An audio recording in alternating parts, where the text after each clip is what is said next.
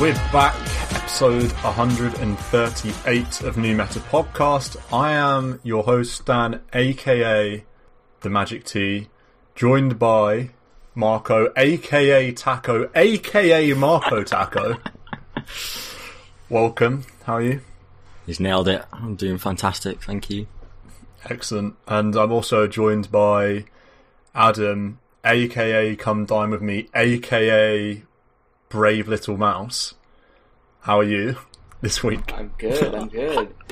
I had someone I had someone send me a Steam message last night. I was just like, hey, is this so-and-so? And I'm like, nope, it's Come Dine With Me. And they're like, okay, better nickname the Steam profile. Yeah, it's funny, some people like Marco never see me when I change my name because I've got the Stan nickname. And then other people, I invite them to a party and then I get the message, you know, from guilders and stuff, like, who is this? Especially if you changed your picture, they have just no idea. Yeah, the picture is what does it. Yeah, the picture throws off. It's actually just a new identity. Yeah, I've gone back to an old alias, Mudman, Return of Mudman at the moment, so that's where I'm at. Mudman? When was that an alias? You don't remember Mudman?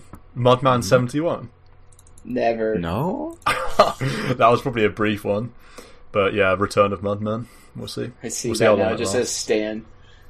It's been a long time since I've been the Magic T, to be honest. I think I need to go back, maybe. Return to the true form. But today's ep, plenty going on in the Dota world. Games that have been watched, games that have been played, ranked games, and of course the usual sprinkling of unranked party fun. We'll be talking about not ruining your own game in the mid game, something that I'm very well experienced in. Good lane, how do you keep going, and in general also just some reflections on, I guess, the mid game and Dota in general. I'm going to try and not go off on one too much, which I know is a very common occurrence on these podcasts. So, with that said, I am going to do Stat Corner for the second week in a row, so Marco and Adam need to be ready to be quizzed on this mysterious topic. Last week it was move speed, and this week it's something else. I won't reveal it, so you don't have time to go and do some research whilst someone's talking about their games. Marco, how's Dota been for you this week? It's been pretty poor. It's been a straight red week. 5 unranked, 1 ranked. Lots of red, only red. So that's kind of rough. Nothing positive to report. The story of my week is I've been really keen to play Pudge in the mid, or the 1, or the 3, or the 4, or the 5. I just, every game banned. Just so annoyed. I want to try out this, the revamped Aghanim's. It's been buffed fairly substantially in the last patch in terms of it increases ROT AoE and it increases ROT DPS, and it used to be 80 DPS plus, now it's 100 DPS plus, so pretty big jump. And I just really want to try it. Again. Denied every I keep corner. getting denied, yeah, it's pretty sad. Yeah. That's funny, that one, isn't it? It's almost as if the people you're partying with know that you want to play Pudge and are banning it. I don't know, that's odd. That's an interesting theory. How do I test that one? To be fair, you've picked it a couple of times and the enemy team also has picked it, or some, at least in one of the games, because it's such a common first phase that even when it gets through, it's still dangerous. Yeah, Pudge eternally the most picked hero in Dota forever. I've practiced against bots a couple of times to test out the farming, test out the item build, very important. How the hook's feeling? Nice and loose? Nice and good? I don't even skill hook. It's all about the blink rot play. Oh, okay. Fair enough. The Chad Pudge. 044. Nice. One thing that you have enjoyed, though, presumably based on these notes, is Alliance winning some Dota 2. Oh. I don't know if you want to talk about that at all, but some fun DPC action. Yeah, I mean, Alliance God, so fun to watch. There's nothing really more else to say. That 4-0, obviously a big Alliance fan. Not just the org, but the players. This 5 players are really fun to watch. Nico Baby, as a carry, really fun to watch, plays fun heroes, S4, God, etc. And they've been crushing, and that's just been great to see, particularly when they're smashing the likes of OG. Yeah. Absolutely love that. So yeah, their games have been really good. And DPC honestly is amazing. It's crazy we've waited a decade for it to exist, but when you've got, say, 2 or 3 evenings in a 7-day week where there's A1 Dota action with top tier casters, it's so enjoyable. Liquid OG in a best of 3, like, whoa, yes please. Treated, such a treat. So I love the way it culminates with a major international tournament as well, because it feels all the games have real weight to them. It's not just a league where, when, there's only a couple of teams that can win it really, so there's a lot of filler games. It's like every game is fighting for a position to go to the tournament or to not be relegated or whatever it is, so it's actually like genuine hype. Yeah, because even when you had third-party tournament organisers in previous years, there could be a lot of tournaments, but the stakes aren't that high. Like, even like the Summit, for example, is a great tournament, but teams I don't really care to play in it, so you might not get the best 2 teams or something. Or just a lot of bitty tournaments that were just random throughout the year. Yeah, like you say, they don't have that weight behind them. But this, it's like, every match matters. So yeah, a lot on the line. That's good fun. I've got the only other games bit I would say I made this note about Secret, and when I was watching them I was like, wow, this is a Magic T specialist lineup. Oh yeah. Because of the heroes they had. Your 3 best heroes. They had a Pit Lord, Io, and a Necro. And I was like, this is Magic T all over. Yeah, man. I thought it was going to be some Viper Underlord, because I've seen a bit of Viper recently, and Underlord was picked twice in that series, Secret versus Alliance, so that's pretty cool. Both teams picked it up, so this really is my meta. Yeah. If I can't get back to Divine in 7.29B when pro teams are picking Underlord, then I might have to hang up the boots for good. Yeah, it's my time. Adam, how's your week in Dota been? How's it been going for you? Pretty good. Pretty green. Selectively green. So in the last 3 days, I'm 1-8, but the 1 win is in ranked, and the 8 losses are in unranked. So that's how we draw it up. That's how we want it. Yeah. And my 1 ranked game, I got hard supports. It's like, okay, smash out the gyro. Gyro's banned. What do I do? Go back to the trusty Crystal Maiden. And if I win a game on Crystal Maiden, it's over.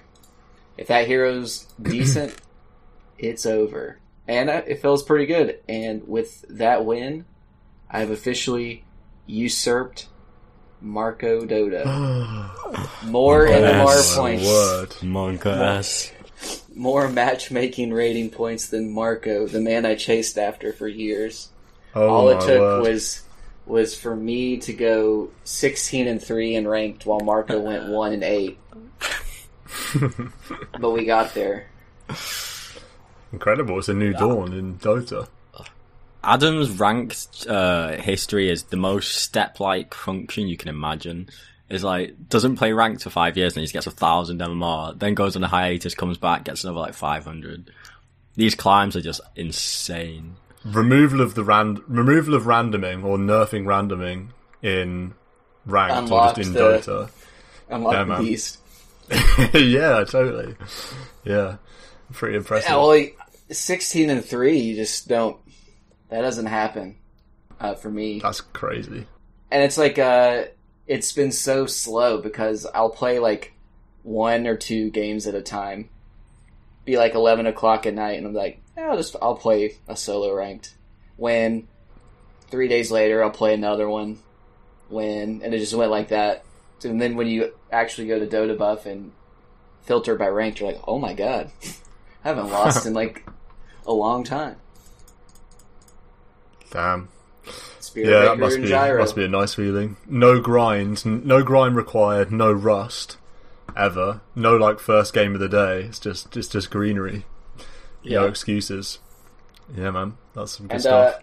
I played that a Crystal Maiden Ag Shard against a PL. Feels good. Feels good. Nice. In terms of my games, I'm actually on a 3 ranked win streak. Nice. Unbelievable. Actually, 4 ranked win streak. What am I talking about? 4-0 in ranked. That's 3 wins on Underlord and 1 win on Centaur Warrunner. Honestly, Underlord, I don't know. I actually can't say enough about this guy. It's just from meme to reality. Picking Underlord is just a free win. And I really want to say, like, my statistic for Underlord in, like, the last X amount of games, but I'm so scared to jinx it, like I did with Puck, and like I did with some other hero, where Meepo? I said... Was it Meepo? Yeah, it was Meepo and Puck. I announced that I was on a crazy win streak and then lost a million games. So I'm not going to say what it is, but let's just say it's Adam-esque. Adam-esque win rate on Underlord in the last many games. And yeah, I played a Centaur and ranked. That was good. Still playing my 3s. Been playing some Legion, Sanking as always. So yeah, not a lot to report. Trudging through, feeling good. 75%. So we'll be back to Ancient 5 in I think maybe 1, but probably 2 wins.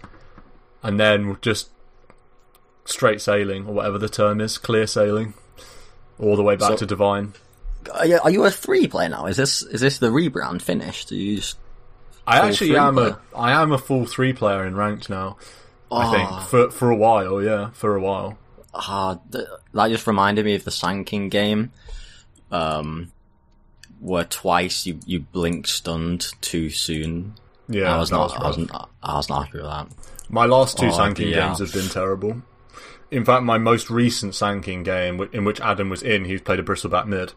That was sort of that got me thinking about today's topic and got me floating some of the ideas that we talked about in prep for this, because that really was the epitome of crushed my lane, like really had such a good start, and then got a great timing on my blink, and then it just mid game was awful, and I completely fell off and played a really bad game after having an insanely good start. And I just thought, this has to stop, because this happens too often when I play 3. My laning is very good, and then relatively, and then the mid game starts, and I'm not, unless I'm playing Underlord, which I just understand a bit more, and we'll come back to this in a bit, because I've got some reflections on ease of execution that I know we've got a potential discussion on, so I'll revisit this. But basically, the mid game on my 3s has been poor, especially in the 2 Sanking games, one of which you were in and one of which Adam was in. So there you go. Do we have anything else we want to say before we fly into the stat corner? Is there any other intro shout-outs, games, or anything? Anything we've learned unrelated to today's topic? I've not thought about any PMA segments. We don't necessarily need one, because we do have quite a lot of notes. We have good content lined up. Yeah. Okay. Let's do Stat Corner then. I don't have a title. I wanted some sort of pun on the Magic T, but nothing seemed to work. So Stan's Stat Corner is the working title. As I mentioned at the top of the show, last week it was movement speed, and today, drum roll, cooldowns. Cooldowns in Dota 2. Do you know the spells, specifically spells, so only spells today? Do you know the spell with the longest cooldown in Dota 2? I've got one idea, but I Techie's Minefield Sign. Wow, well done. Techie's Minefield Sign. If you know what the CD is, that would be incredible. 5 minutes, 300 seconds, or 360 seconds. 6 minutes. So that's a bit of a man. Yeah, 6 minutes. That's a bit of a meme, that one, kind of, just by virtue of being techies. The next longest cooldown is level 1 joint. Reincarnate. Yes, it's joint with another spell. It's the big one. 260? Is that... Just 200. Just 200 for level 1 reincarnation. Level 1 black hole or something. Yeah, level 1 black hole is also 200. I don't know how far along the line you want to go, but just to test your black hole knowledge, do you know how the cooldown scales? Because this is the longest cooldown spell in the game at level 1. At 200. I imagine it goes down by 20 seconds? Yeah, well done. 180 at level 2, 160 at level 3. How about reincarnation? Because this scales quite a lot differently, and I know you're a Wraith King player, Marco. Yeah, 200, 120, 40. Yeah, well done. Yeah. Nice. Oh, you might think I'm Ice Rog. That's knowledge. It's worth knowing 40 seconds, I feel like, the level 3 reincarnation. It's a good one to keep track of. I guess a few others. We'll just go down the longest cooldown spells in the game. There's a couple of spells at 180, and one is level 2 black hole, as we've already said. There's another spell at 180. There's another big ultimate on a carry hero. It's not meta, right? No. Do you know the cooldown of meta though? Meta 160 is 155. Weirdly, 155. 155 for meta. That's a weird one. The spell I was looking for on a 180 second cooldown Naga is ult. Almost. Nagarot's 160. Its haunt is 180. Oh, interesting. Yeah. Jeez. There's long. Yeah, it's a long cooldown at level 1. Do you know... well, I'll just tell you how that... 145, 110. 160, 140. So 140 at level 3 on haunt. 140, level 3. There's a spell that's 170, which is the next highest. There's a spell that's 170 at all levels. It's another ultimate spell. And it's on a support. 170? Yeah, much like Metamorphosis, this spell doesn't scale. The cooldown doesn't scale. It's the same at all levels. Meta being 155 at all levels, as we said. Support hero. I need to look at the hero list. I feel like Krobs is going to be shorter than that. You said support, right? Krobs is 145 seconds at all levels. Exorcism. I also feel like Golem can't be that long a cooldown, or else that feels... Golem. Golem is 170 at all levels. Wow, I feel like that's overly harsh for... I know it's a good ultimate, but does it need to be that long a CD? Yeah, 170 is a long CD. And then I won't tell you all of the spells that come in at 160. There's a few. Haunt level 2 is 160, as we've already mentioned. And then Song, as you pointed out, Marco, and then Guardian Angel for Omni Knight, level 1 is 160.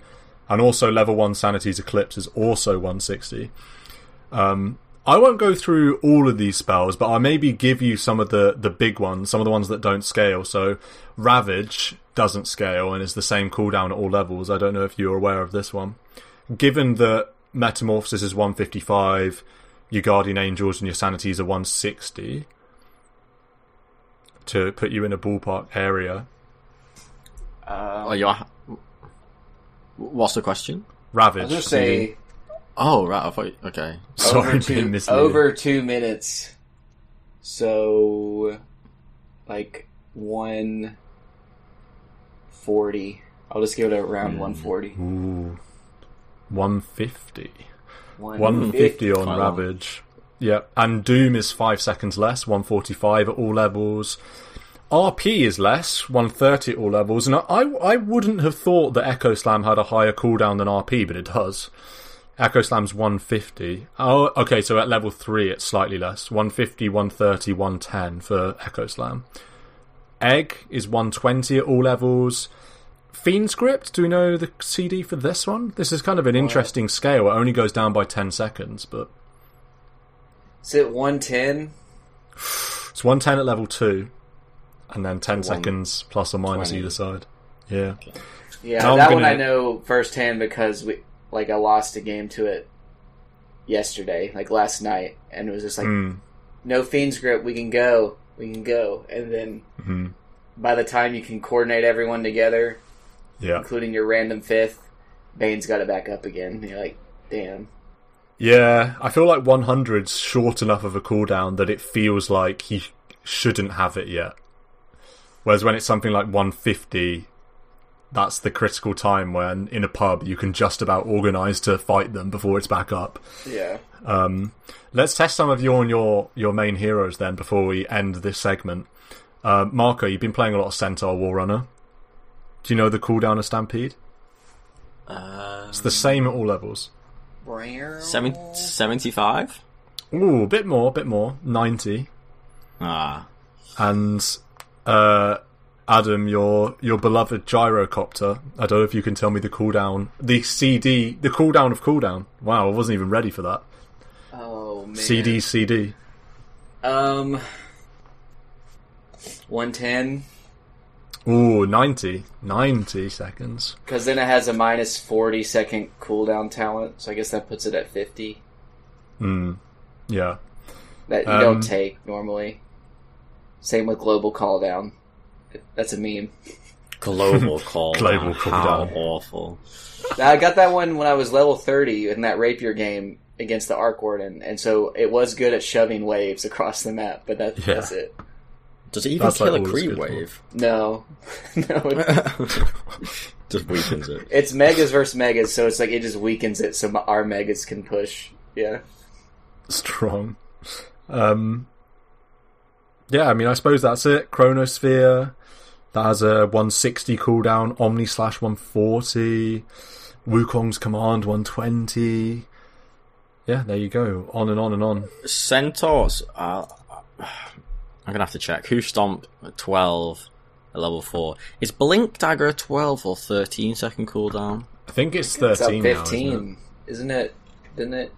Let's have a look. They've definitely nerfed it. 15. 15, Damn. wow, that's long. I mean, it used to be 12, 7.08, Yeah. then it went to 14, then it went to 15. Damn. It used to cost mana. Well, yeah. Really? It used to cost and mana. it was wow. hard, and it was hard to be strength initiators. You couldn't blink around the map because it was a significant amount of your mana pool over time. Without giving too much away, obviously, we'll be back in future weeks for more quizzes, more stats, and basic spells, some important basic spells like stuns and stuff like that will make an appearance, and I'm sure items will make an appearance in due course. So yeah, that's Stan's Stat Corner. Yeah, it's just like, so with those spells, right? What are the ones that people like actually play around? In Pro Dota, it's Ravage, it's Black Hole, it's Metamorphosis. Like, I guess the other team plays around. Like, okay, we know they don't have it anymore. We can do things. It's pretty much the team fight ones. Like, no one really plays around stuff like Bane, maybe Egg. I think they play around Egg, but I don't think teams play around like RP, personally. The way Magnus is played these days, it doesn't seem like teams are that worried about RP compared to some of the others. Like, I feel like you're way more likely to play around Egg than RP. Seems like every game there's a Tidehunter in it. It's pretty much the only thing that the casters focus on. There's like, oh no, Ravage is down. Other team can do this, or oh, he didn't get a good enough Ravage. That's going to be a mistake, or Death oh, he Prophet Ravaged Ultimate. and everyone bought back. Yeah, so. DP is a good Haunt one as well. Play around Haunt. But in like you said, in our games, you gotta be at the top end of those cooldown times for Pub Dota to coordinate. Yeah, in our games, it's just, oh, does Void have Chrono back up? And Hope someone he will just be doesn't like, have it. no, don't think so. And then you just get Chronos, and you're like, oh. Okay. I had a really sad death. I think it was yesterday, playing PA when they had the enemy Slark, and I said, does the Slark have his ultimate? And I didn't give everyone much time to respond, but it was still like a full second of like waiting. Does he have it? Yeah. And then I go, okay, I'll just go in then, because I don't know why. I guess I should have just been hesitant because no one said no. But then I go in, and then the moment I jump in, I think Adam's like, I don't think. Oh, do you say he didn't have it, Adam? I can't remember. But anyway, he had it and like fucked me off and I died or something. I was like, knowing that's not even knowing cooldowns. That's just knowing has a spell been cast. Like, Oh man, I remember we lost that one because That was my Witch Doctor mid. Yeah, that wasn't good. Oh, yeah, that was a rough one. I was there. That was a poor sanking. That was one that got a clip in the WhatsApp after, and we're just like, this is where the game took a turn. Yeah.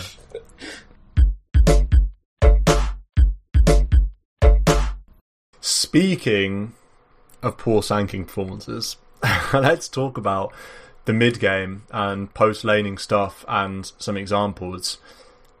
I just want to start off by saying that one of my takeaways from this internal Zen mode thought exploration about playing the mid game was ultimately that you should play for yourself, but in a team helping way. And it also got me to I also thought about the spectrum from playing for the team and playing for yourself, and where the different positions fall on that. Position 1, obviously, and position 5, the most obvious. They're the extremes. Position 1's going to play almost exclusively for themselves for the most part.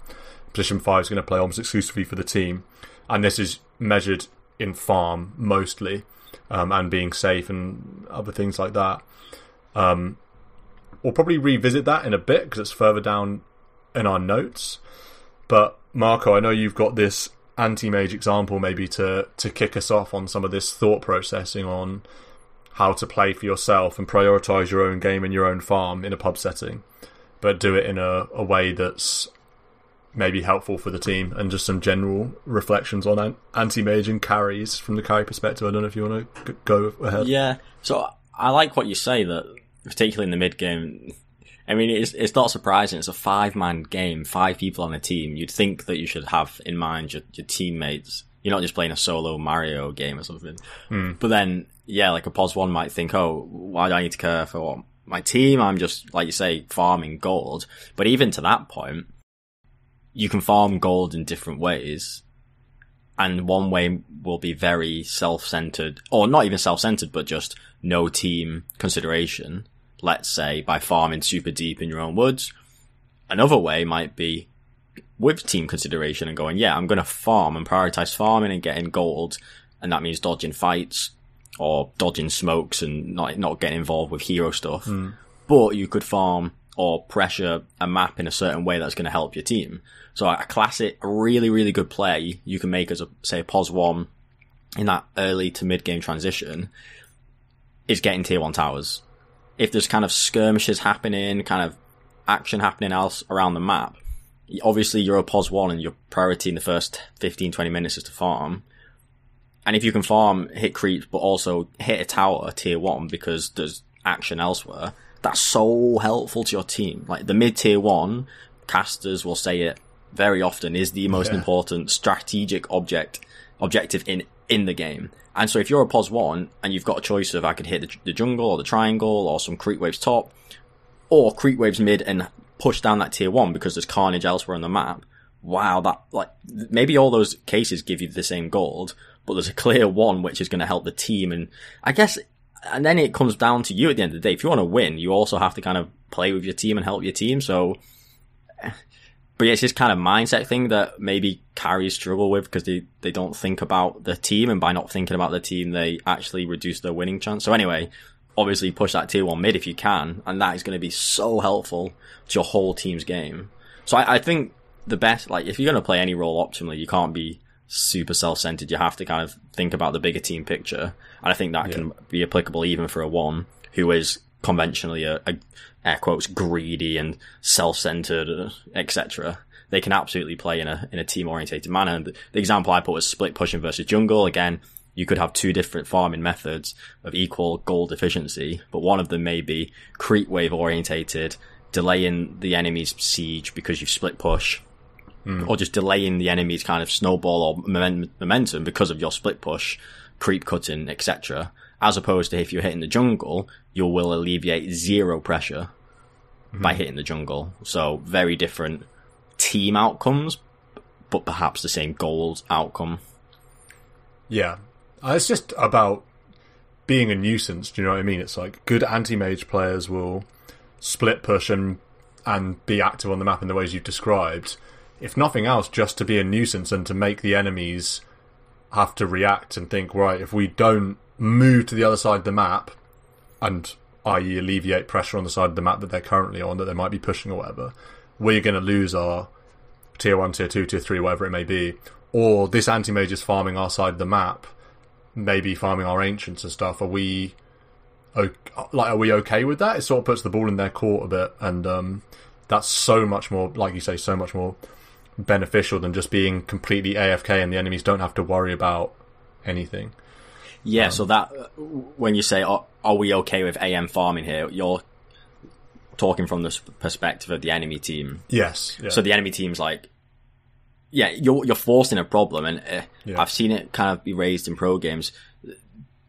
Like, it doesn't have to be the POS one that does this, but any position or any player can make the enemy team have to respond and have to do something. And like you say, that's where the most nuisance is going to be made, and therefore the most value is going to be added, versus, and this is applicable to any position, but if you're playing the game in a way which isn't putting pressure on the enemy team, isn't making them react or make bad plays or adjust their gameplay, if you're not doing any of that, you're therefore giving them a completely free reign, free game, do whatever they want.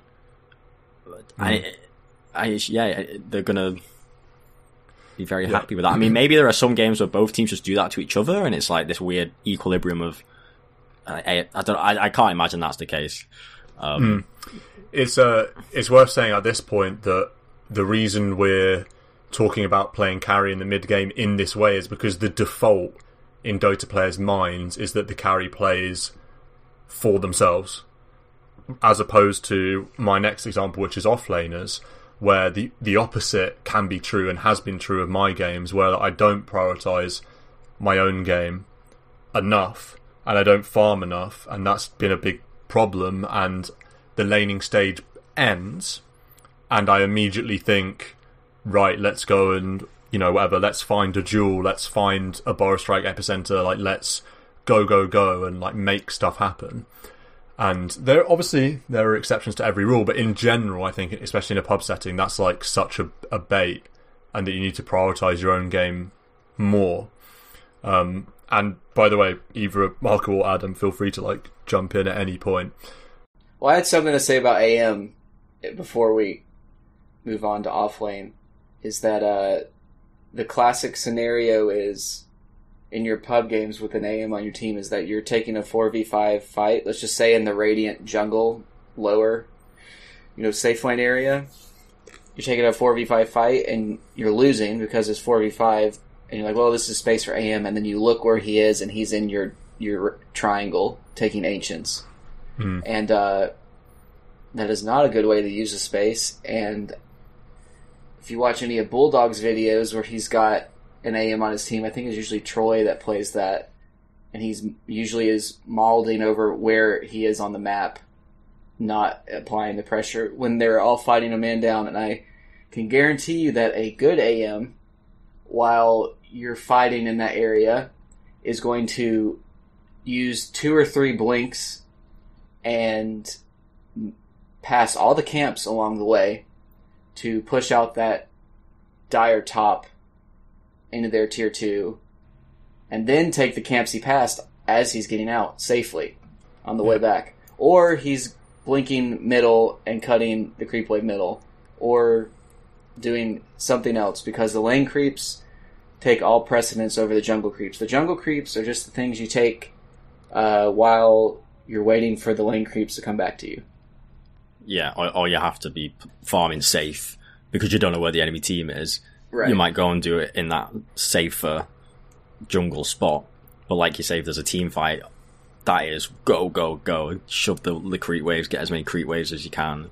Yeah, because that's where, if you lose the fight, it doesn't matter, because you've pushed the lanes out so far that they can't take anything off of winning the fight. They have to go back and deal with what you've done in the map, and you're farming the whole time. So you're still, like, that's the way to do it. It's not the way to do it to, like, lose the fight and what you said, get the equivalent amount of gold, but you're getting it out of ancient creeps. Like, that's how you lose the towers along the way. And then you have nowhere to farm. Yeah. I think, general mid-game point, not just this POS 1 AM example, but I feel like you can apply the concept to the other positions, is this idea of creating pressure in some way on the enemy team. So say that if in the POS 1 case, that's you're putting the creep waves, you're putting pressure on the creep waves and you're shoving waves, and that's forcing the enemy to come back, reset, etc., not get your towers, not be all over your side of the map, etc. But then I feel like other positions can apply pressure in their own way. POS 2, I mean, I always think of just like the POS 2, 3, 4 just sat in the middle of the map, in the middle of the river.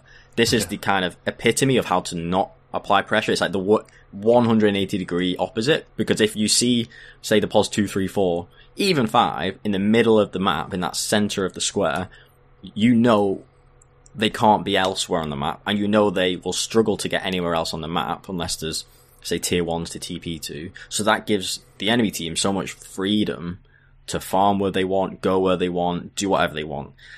So as a POS 2, 3, 4, 5, you need to think about ways of, right, where can I move my hero such that I'm a threat, or I'm creating pressure, or if not creating pressure, creating space, or alleviating pressure. Like they're all the same kind of thing. So that POS 2 might be off map, or they may nuke a wave, nuke another wave, which puts map pressure via the creep waves, and then disappear, and you're like, shit, where are they? That's scary. Gotta play passive because the POS 2's on the hunt. This POS 3 can do something similar, or the POS 3 can kind of start hitting a tier 2, for example. That creates pressure because it forces a rotation. It forces 2 heroes to come deal with you, or it forces TPs. Okay, TPs are down. That hero's now trapped at this side of the map. Therefore, they're not on the other side of the map. That's pressure and that's information. The POS 4 can do a similar thing of they're not on the map. That can be very scary. If they say an Earth Spear or a Lion and you don't see them, that in itself is scary. If you see them in the mid lane, and I know they can't connect to any position on the map because they've shown in the mid, then they may as well not be in the game. It's creating no pressure. And then POS 5 again, I think a similar kind of thing of if they're not on the map, where are they? If you're gonna play the dreaded mid wars that the game devolves into, at least stand behind a tree and don't show. Yeah. Because this whole, like, move your hero back and forth, oh, I'm just going to juke the pudge hook, or whatever. It's, like, so low value. And, cutting creep waves is not just an AM thing. Yeah. I have done it as 5 Crystal Maiden. Like, there are times where, I did, maybe I TP'd out the lane because I'm bad, and you can't TP back, but you're in a weird area. Like, I can't run back to this fight, but you can run real deep into their jungle, or maybe you're on a warding mission in the jungle or something, and you can't TP back for a little bit. You can go right next to their tier 3 and wait for a wave to spawn, and you can you can freezing field and take out the wave really fast and TP out, and then the amount of pressure you have created is worth way more than what your life is worth. And if they TP back people and kill you, you win, because you've taken out the wave, they've TP'd back to you, and you respawn way before they get back to your side of the map. So a cool kid support play just similar to that is you pull the creep wave to, like, you go and intercept it and then kind of pull it with you and then take it to your team or something. Yeah. That's sufficient. And the important point also is that all of these things come within the context of still prioritizing your own game, right? Especially from the core positions. So to revisit the offlane thing, a classic scenario, much like the mid wars, is you kill the enemy safe lane tier 1, and then you don't know what to do. Because, you're not going to get the tier 2 anytime soon, so should I be in this lane?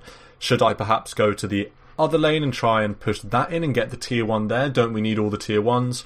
And you're in a bit of a conundrum about what to do. You also don't want the enemy carry to come back into the game necessarily. And having watched quite a few pro replays recently of the mid game, actually what's the most common thing to do, and I think the best thing to do based on the evidence of pros and my own experience, is actually just not to panic and to kind of keep doing what you're doing, which is staying in your lane, pushing it in, trying to still contest the enemy carry as much as you can, as opposed to leaving and trying to force something to happen in another lane and try and force a mid tier 1 or the other tier 1 in the other side lane straight away as if you're playing some sort of Lycan strat.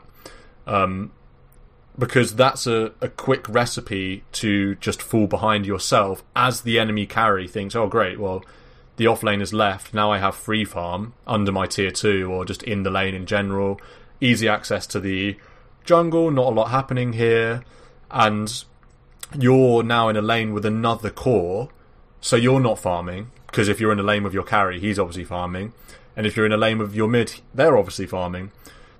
Stay in your lane unless you have a specific reactionary reason to leave it. I would say it's best not to. And this comes to the point about ease of execution. Why is Underlord got such a crushing win rate in Ancient and below that falls off as you go higher, as opposed to a hero like Sand King that's win rate goes up as you go up? And I think an important reason for it is because this principle that we've just talked about how do you apply pressure on the map, or how do you alleviate pressure on the map, is really obvious with a hero like Underlord. You're tanky and you've got D-push. That's basically the entire hero. You're tanky and you've got D-push, so it's very easy to think, oh, well, I've killed the tier 1 now, that's great. I'm obviously just going to keep pushing in this lane and farming camps in the jungle that are right next to me that the enemy carry might want to farm if I wasn't here. Oh, and they're diving in another lane, or oh, they're making a push on a tower in another lane. I'll obviously TP and D-push. Whereas a hero like Sand King, you might get that blink really early and think, oh, I guess I best use it now. And then the ease of execution of that is just so much harder because you quote-unquote can do more than an Underlord. You've got more potential to make plays on the map. So that attempt to do so and that potential to force that, as opposed to staying in your lane and prioritising your own game and continuing to scale, is very detrimental, I think, to lower players and myself, because I rarely fall off on Underlord, but on heroes like Sand King or LC where I've rushed a blink or something, that bait potential of I've got my active item, let's go across the map. Suddenly the enemy carry's got a completely free lane, free time.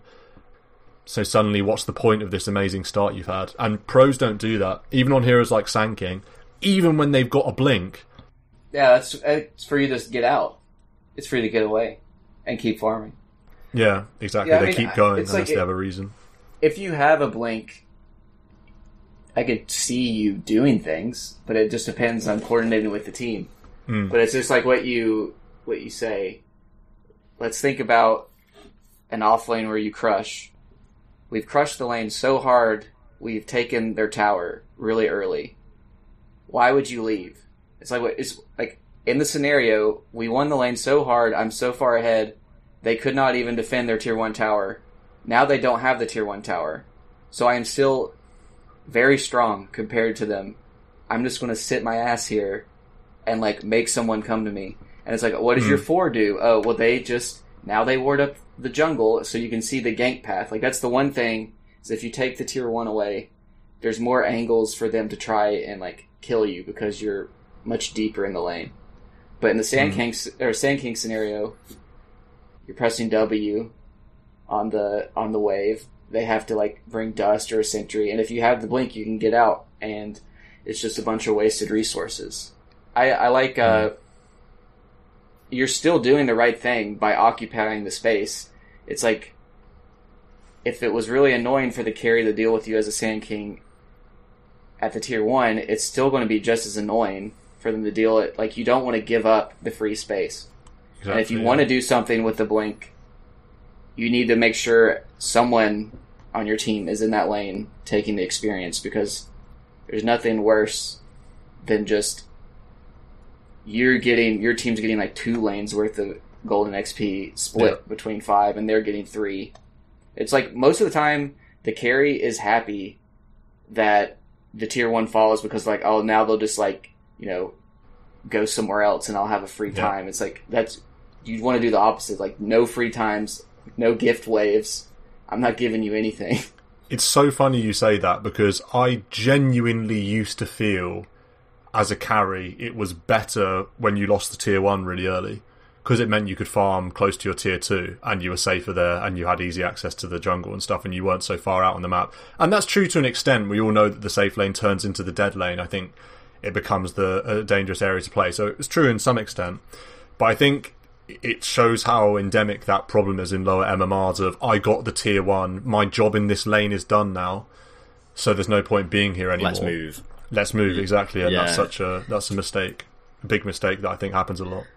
When I think of, so if I think of personal POS 3 games that have gone amazing, or I'm thinking of an S4 Beastmaster game as well, where he's raging off lane, and it's absolutely your point, where his hero never once leaves the dire safe lane all the way up to tier 2, plus the dire jungle. So the Beastmaster didn't leave that area of the map, so the top half, jungle, and then that safe lane of Dyers, all game. He was the strongest hero on the map and he dominated that area. And like you say, had he left that lane, he gets less farm, he gets less XP, he gives more space and farm to the enemy team by leaving that area.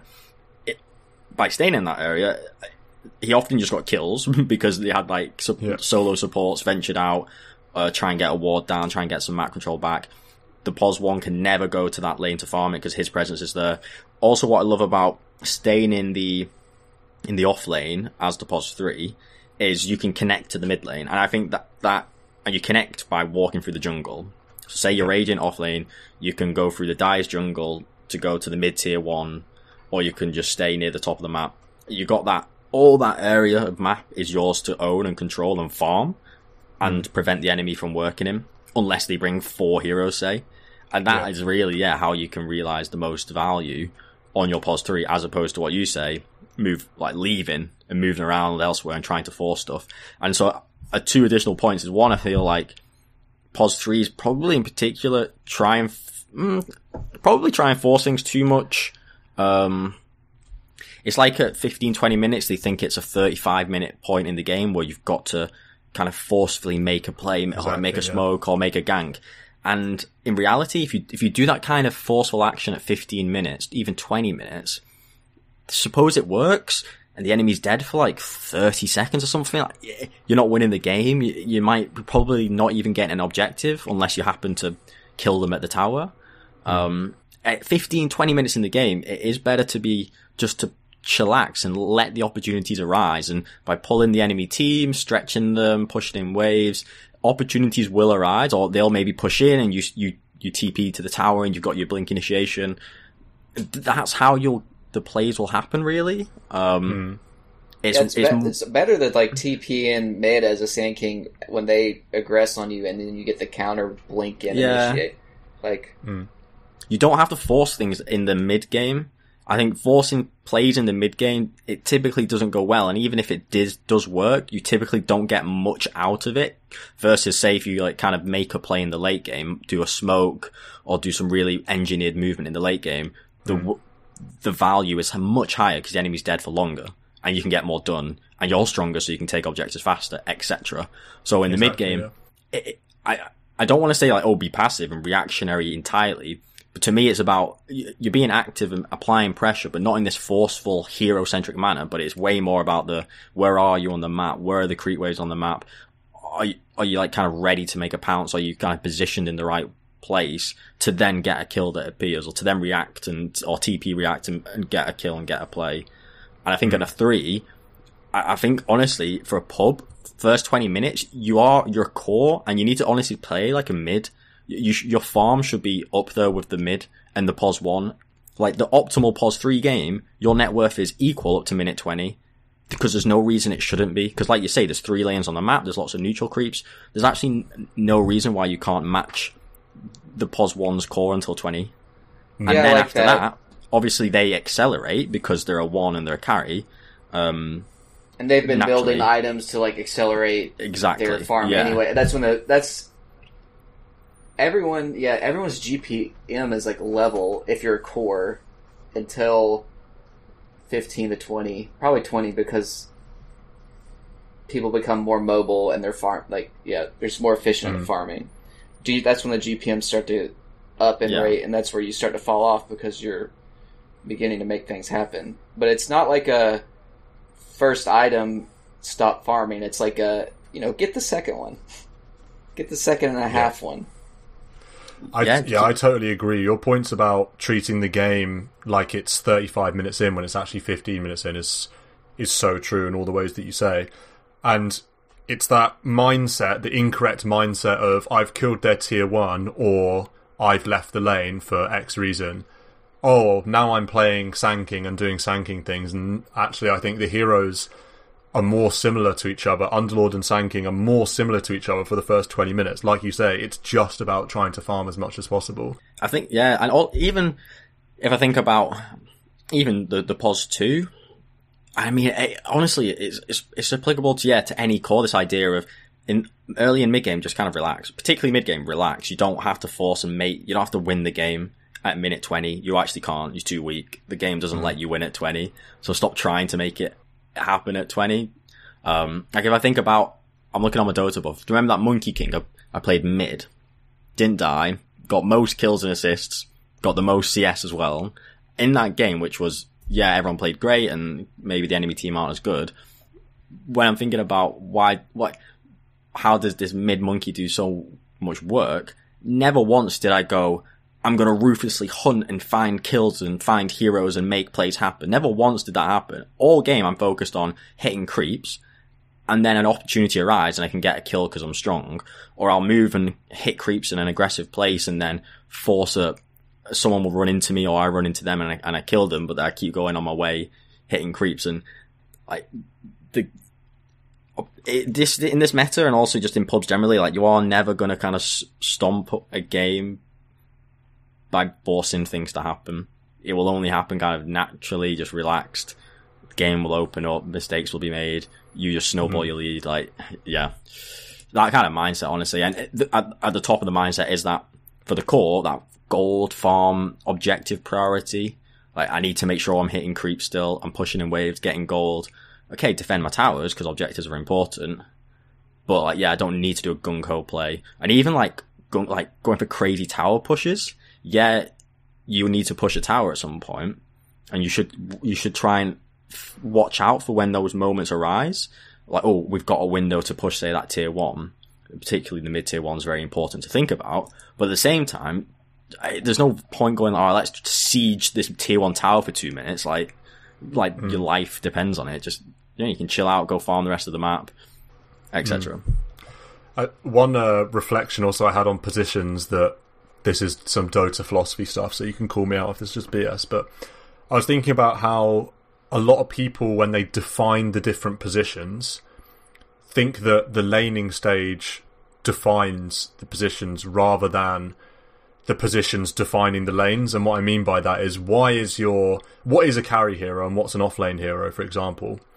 I think when a lot of Dota players think about that, they genuinely think about, well, my carry hero is the hero that farms in the safe lane, and my offlane hero is my hero that farms in the offlane.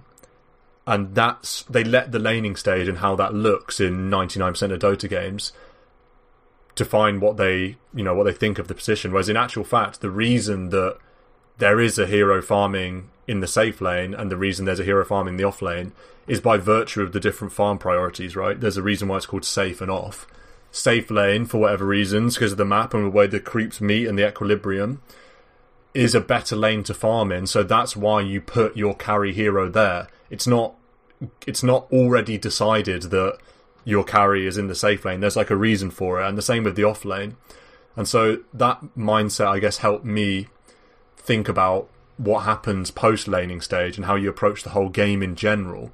It is a game of farm priority, and so when you take that enemy safe lane tower as the position 3, another reason you won't just leave the lane is because you're playing an offlane hero, you're playing farm priority, and so you still want to farm.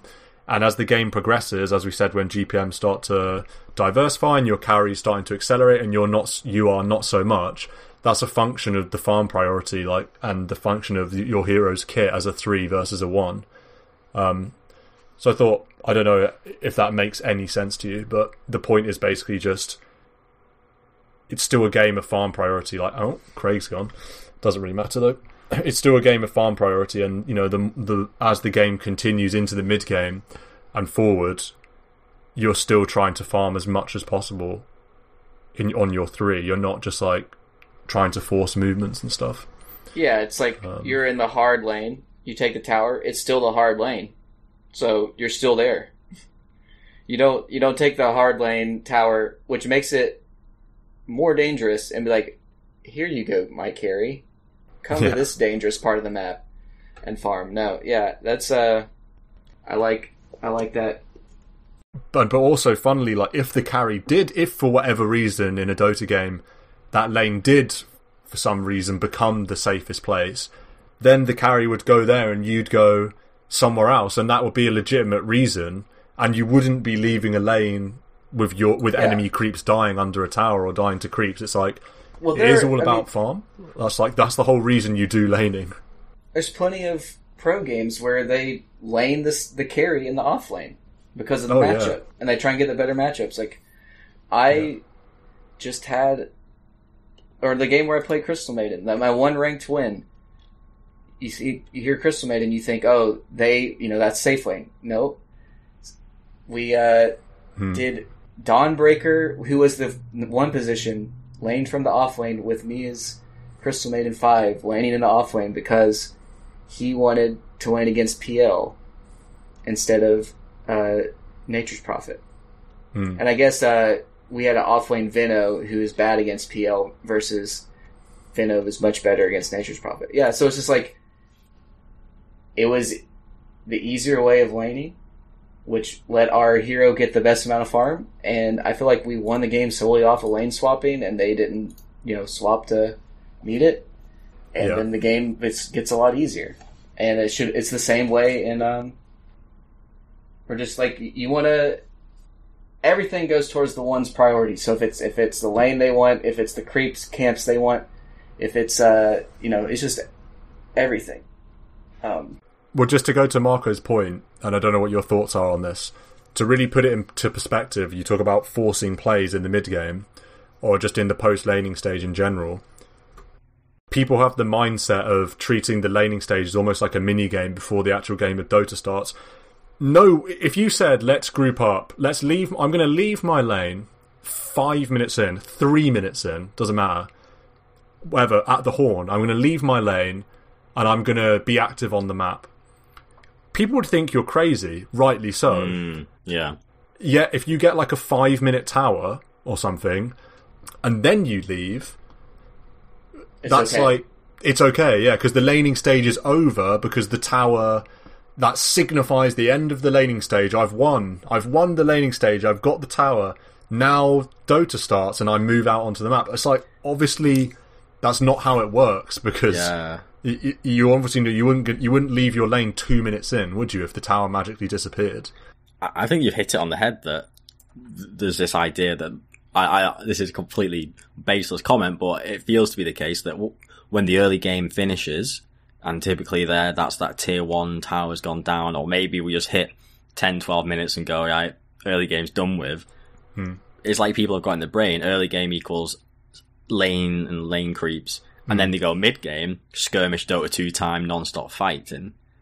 And then they just go hunt down heroes, they see a hero, they run at them, they see 3 mid, let's run mid and like fight and brawl. And I feel like you're right that that's the mentality that kicks in for a lot of people. And I feel like when you look at the GPMs, say, that's why it's so low, because you're spending all your time kind of dancing around a skirmish, thinking the game's all about heroes after the laning stage, when actually there's no reason to play that way. Like when if you watch, say, I watched the POS 1 Ramsey Wraith King finishes the game 1000 GPM. You don't finish the game 1000 GPM because you've gone gung-ho fighter, street fighter, non-stop fighter. You get 1000 GPM because you are mowing the map with farm, and then you get involved with a fight when it arises, or when you've got the lanes pushed in, or when because obviously it's such a dynamic, complex game, but the opportunities will arise. You don't necessarily have to engineer them yourself. Maybe in 50 minutes you do, but at 20 minutes, you kind of don't really need to engineer it. and it'll just happen, and you can connect to a fight, get a kill, go back and farm. We've said it 100 times. If Alliance played New Meta Podcast Guild Stack, they wouldn't be skirmishing us at the river from the Horn. This game's not about skirmishes. Like, it is in a way, obviously, like, team fights matter. Or not, I wouldn't want to suggest otherwise. But farm is creeps and farm and gold and XP are the prelude and the context and everything that goes into that. There's an old... it's not that old, but there's a StarCraft quote that I like. I cannot remember who said it. But there's a StarCraft quote I like where one of the pros said, I only take a fight I've already won. Which and the same can be said of Dota completely, in the sense that pros will only take... If a pro stack plays a rubbish stack, they're only going to take a fight they've already won, and they're not talking about their micro ability, if they said that. They're talking about the gold and XP and items.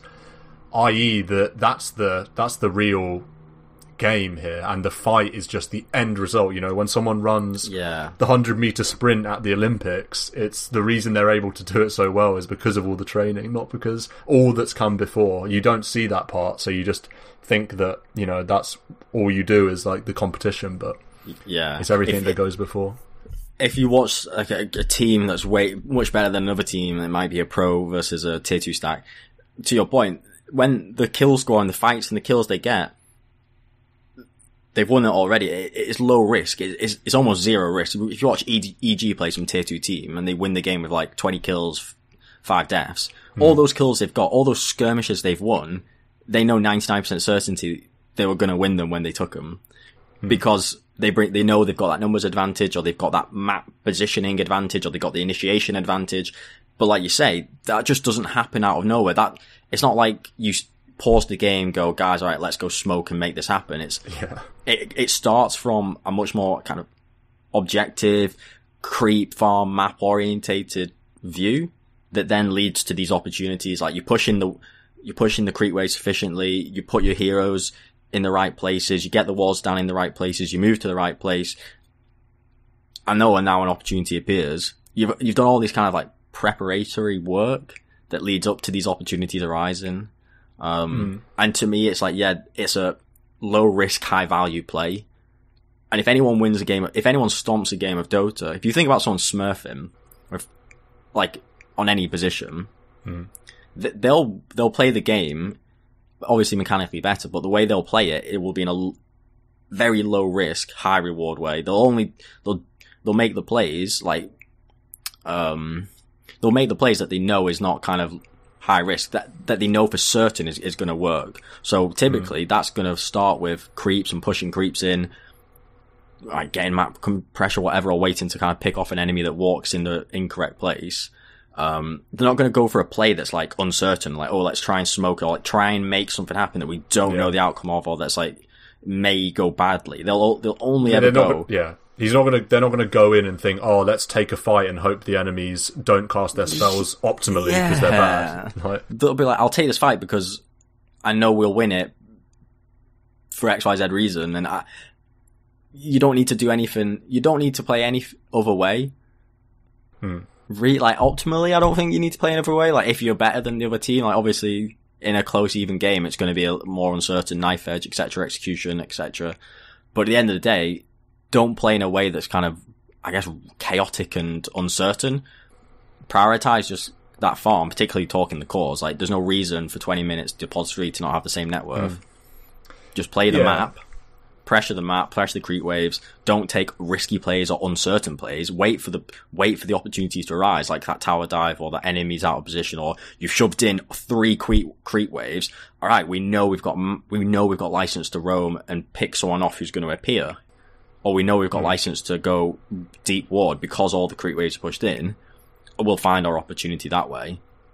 What we're talking about is obviously a bit difficult to say with any certainty, because people might listen and think, oh, well, if I'm playing against some faceless void smurf, it's not just like, oh, yeah, sure, they're going to farm better, but they're also going to use their spells better, the chronos are going to be better. Yeah, that's obviously true. But the point is, it doesn't matter how good your chronos are if you haven't hit a creep all game. Do you know what I mean? It's like, it's obviously a mix of all these things. And Dota, when you watch the highlights, show the big amazing chronos. They don't show the farming patterns and the pressure on the map. And so that's the important bit to probably bring up in these conversations, because everyone knows, because it's just so obvious, because that's why you watch Dota, is you watch to see the amazing plays, the amazing chronos. But that's only part of the story, and so it's important to do the other things. I know we've said this point 10 times, but I do strongly believe that the opportunities will fall into your lap if you play in this. It's not passive. I hate the word. It's definitely not passive. It's more just less hero-centric, mindful. It's more kind of macro, gold, objective-orientated way, where you're in the creep waves more, you're taking map areas more, your heroes like in a kind of threatening position, but you're not focusing on, how do I make that gank happen, or how do I make that game-winning team fight happen. You're chillaxing, but you're applying pressure in other ways, getting the farm, always prioritizing that, so you never fall behind. And the opportunities will arise, they will fall into your lap, and you will find them without having to do anything special. Like, yeah, Team Secret do not beat some shitty stack by, like, playing out of the mind, like, sweating. Yeah. Whoa, knife edge, like, crazy. Oh, like, we hit all of our skill shots, we got out of like, the perfect execution. Now, they'll be fucking, like, falling asleep, but they'll stomp you, like, without any uncertainty. Mm. Yeah, don't you From like mechanics and pressure. When, when a pro game's happening and, like, nothing's really happened in the game. Maybe it's, like, 2-2 or something. And you look down, and the team's like 2 or 3K ahead just off of like being better, like efficiency. Yeah, totally. Just like pure, like no big macro plays have happened. It's just like we played the lane better, and we, 200 GPM per 10 minutes. Oh wow, look, we're 2K ahead, and nothing's happened. Like you don't have to outplay. Yeah, definitely. Hero v hero. Yeah. 2-2, isn't that like a 35-minute score in League of Legends? That's good. Yeah, good to get built. Yeah, I think so. And then the throne exploded, or the Nexus. Yeah, good to get a bit of lol flame in. Always welcome.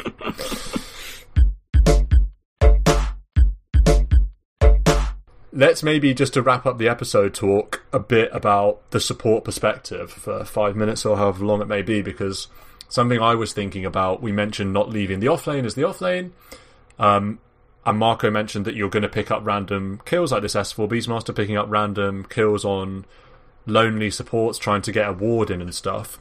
And that, I think, made me remember another important point about pressure and why you'd want to stay in that lane is it enables the rest of your team, particularly supports and the mids to a lesser extent, to apply pressure with you.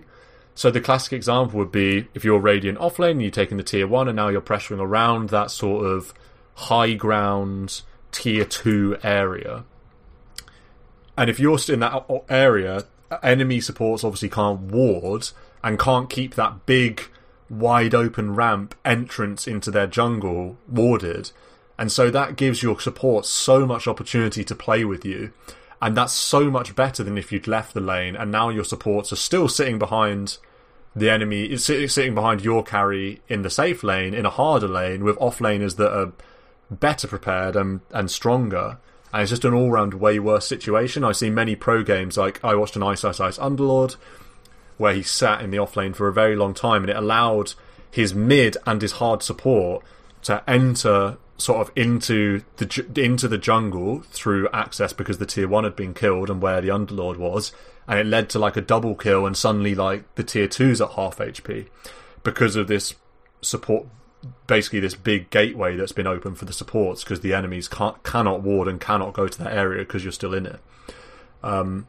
So I don't know, Adam, if you have any, or Marco, have any thoughts on the support perspective about playing that initial post-laning stage when your carry, say, doesn't necessarily need to be babysat anymore, and now what are you doing? Like, you're looking to link up, I suppose, or how do you navigate that?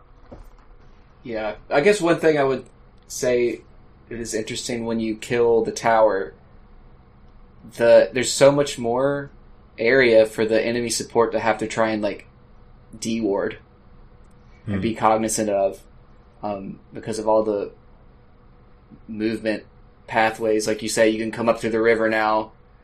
You got to get that ward spot on those, I don't know what you call them, eye spots or whatever. I think Dota in general, or if you saw that interview with Zai, he said his job as the offlaner is to make the enemy carry sad. Yeah. And that's what I think offlane is as well. And that's how I always like Enigma or Lich, 9 creeps. Like, no, you don't have to kill the enemy. You just gotta make them sad. And I think as a support, if your offlane kills a tower and your carry is a little bit, it's like self-sufficient at this point, level 5 or level 6. Yeah. You go make the enemy carry sad. You go join the other guy and play on their side of the map.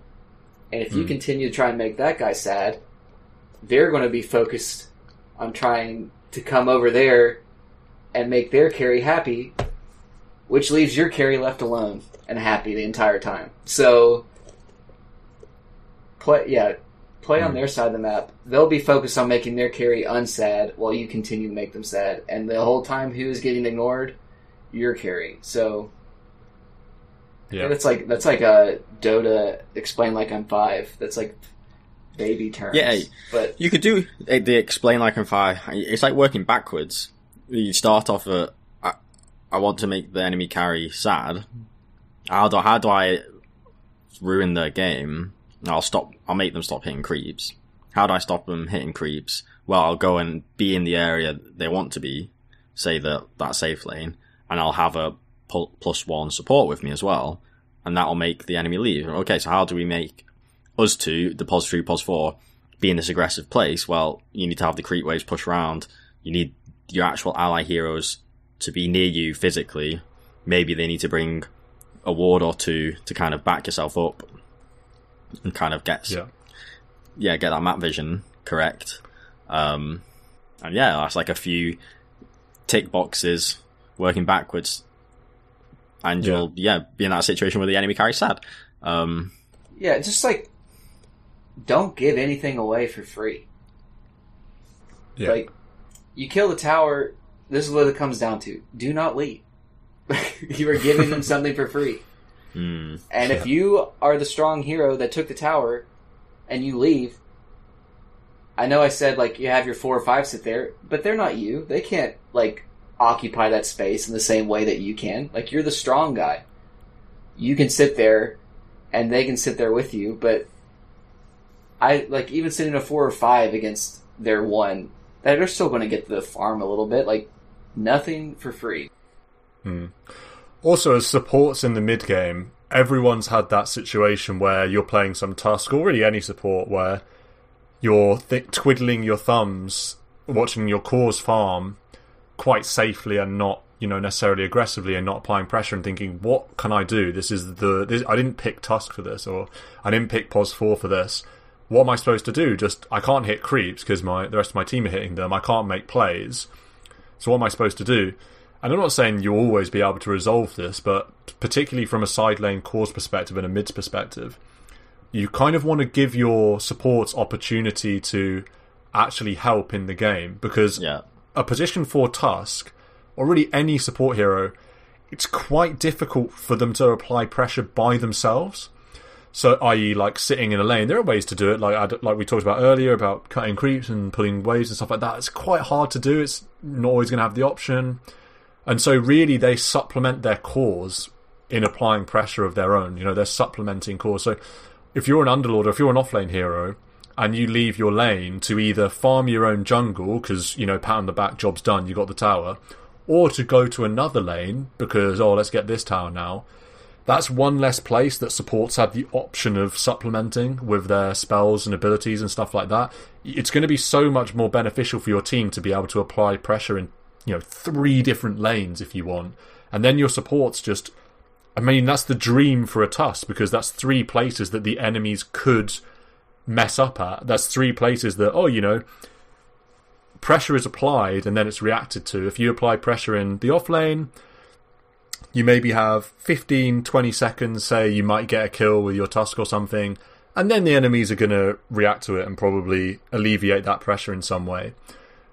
Obviously, the situation at that point shouldn't be, oh, well, we've left our other lanes because we already got the tower, let's just like bash our head against this lane. You know, you want to have options as support. That's like the dream. Like when I play POS 4, I want to have lanes to go to where I can do things. I don't want all of my cores either farming AFK and not applying pressure, or just applying pressure in one lane, because then your options are really limited. I can't kill this center, or I can't kill the hero that's sitting in this single lane that we're pressuring. So now I'm stuffed. So I just think from the side lane core perspective and mid perspective, it's like trying to give some opportunities and applying pressure in different places so that your supports can like come into the game a bit more. Yeah, I think for a mid game to play support, I think it really simple guidance is to play with your cores, be near them. Either the two scenarios: first, your cores, let's say your POS 2, POS 3, are on the aggressive. Maybe they're a bit stronger, deeper in the enemy side of the map. You need to be with them. You need to be there to support them should a fight break out. You need to be there near them, perhaps to help get a kill should it appear. So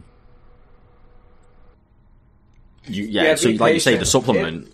If it's just like if everyone's farming, symmetry will break at some point, and you just need to be in the position to do it. So whoever's the most vulnerable, hide in the tree. You don't have to like babysit them on the wave and show. Just hide in the tree. Nothing feels better than sitting and hiding in a tree, thinking that they're going to make a move, and then they make the move, and you just stomp it because you already have everyone in position. Yeah.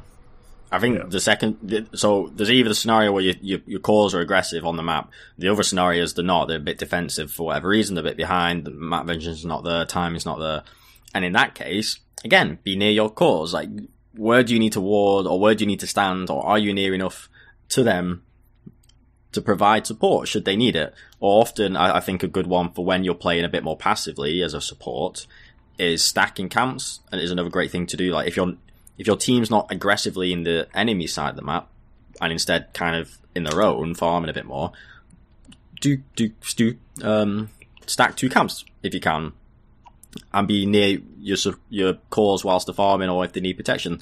To me, the mid game of supports is so easy. It's about playing with your cores, and that will never ever be the mid lane. It just won't ever, unless your core is an idiot.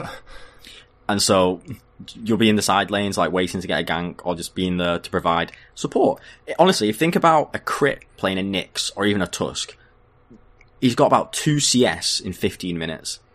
He's just constantly just moving around the map, being where he needs to be. I feel like POS 4s can often be get ahead of themselves too much and try and make things happen too much themselves.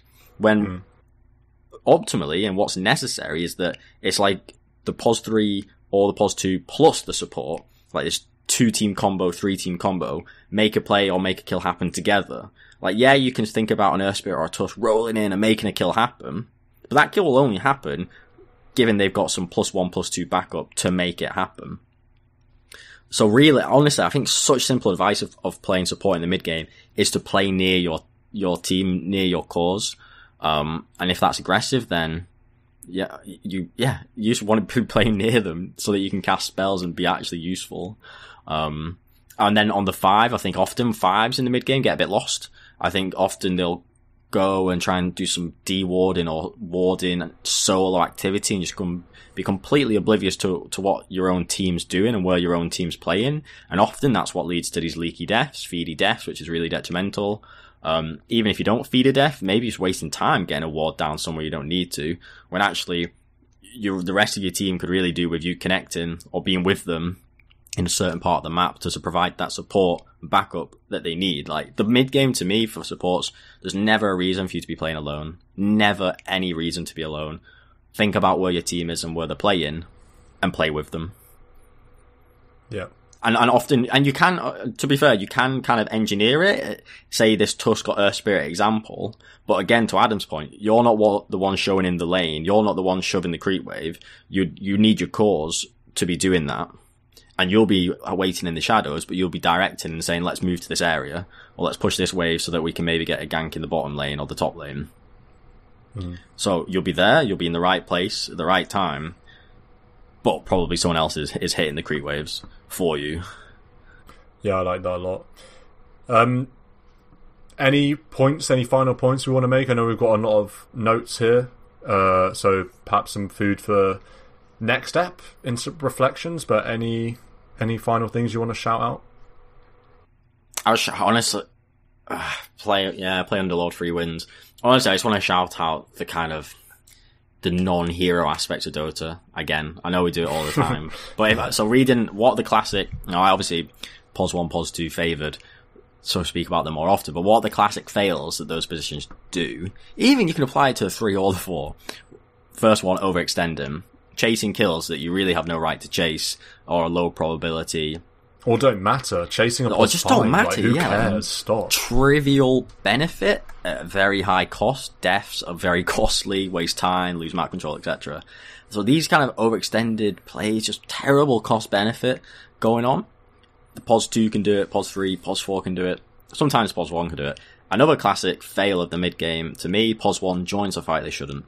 Again, they are this farm prioritizing hero. They need the farm and gold to carry when you get to that 30-minute point and can actually win a game and actually finish a game. Too often, they'll get involved with team fights when they should be farming elsewhere in the map. As Adam said earlier, imagine you're an anti-mage. You could be hitting 2 tier 2s and getting all those creep waves as opposed to getting involved in a fight that you'll add 0 value to. Suppose you even do add value to it. It's probably not as much value as all those other creep waves and all that other map pressure you could have applied. So classic fail for a POS 1, joining fights when you shouldn't, and that's like focusing on the heroes too much, just play the game, play the farm game, and then overextending, applicable to really any role. And again, it's like, you're not thinking about the macro creep and objective and the map. Those aspects of the game, to me, are honestly like even more enjoyable than at times more enjoyable than just the heroes and the fights. Like, I absolutely love to watch pro teams play and see how they move and use the map and use the vision and where they place their heroes. Like, it's so interesting. There is more to the game than just fighting, and the best teams don't just rely on fighting to win. Yeah, totally. Overextending, overstaying. It's crazy. It always surprises me how willing pro teams are to walk away from a tier 3 to farm the map when the enemy carry's still going to be dead for another 15-20 seconds. It's like no risk. Farm on the map, and map pressure and map control is so important for all of these non-hero related reasons like we've been talking about. Yeah, I see that on stream so often. I always think of Batu doing it. They're ahead, 10k ahead. Yeah, they take the tier 2. Do they even knock on the tier 3? Often no, because I can go farm another lane from start to end, across the whole map, taking all the jungle camps as I go along, and just the farm priority. POS 1, 2, 3 is placing more focus on that.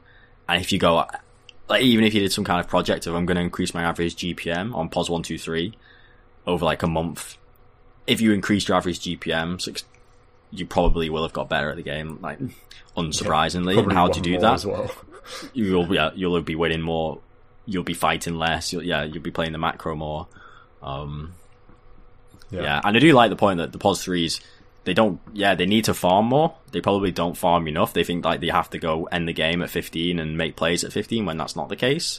I'd encourage them to get a bit more farm. But massive disclaimer is that you have to be wary of where you're taking that farm. So it comes to our classic case of should the POS 3 really hit the triangle at minute 15, suppose you're a Slardo with a blink or a Sanking with a blink. Really, should you be farming the map that deep and that defensively?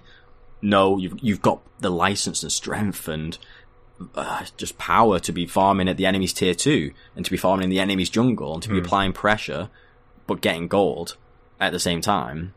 And that's how you realise the value of the 3. And then the kill will appear, or the kill rotation will arise, the opportunity will arise, and you're making plays happen, you're making mistakes happen, and you're getting farm, you're creating space for the POS 1, you're connecting with the 2 and 4 and 5 because they're also playing with the team, POS 1's got space to farm, etc. Like, this is how the dream game should go.